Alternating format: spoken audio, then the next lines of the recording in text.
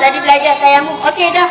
Kita ingat nasab keturunan sebelah bapa Nabi Muhammad.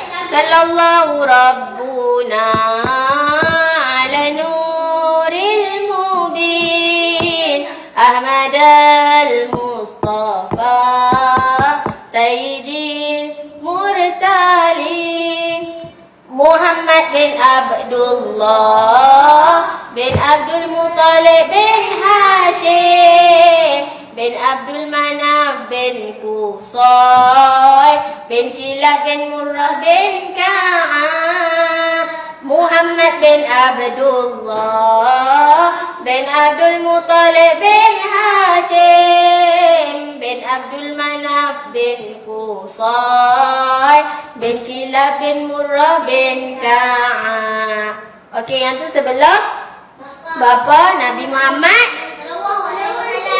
Okey, sekarang kita ingat sebelah ibunda pula. Hamko bolana ya Rasulullah Hamko bolana ya Habiballah Aminah binti Wahab ibu Nabi yang mulia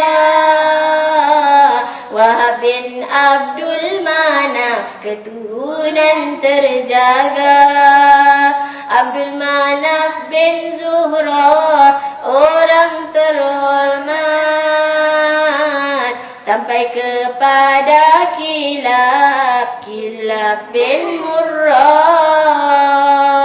Marilah kita semua ingat sama-sama keturunan Rasulullah yang tercinta, bersih mulia juga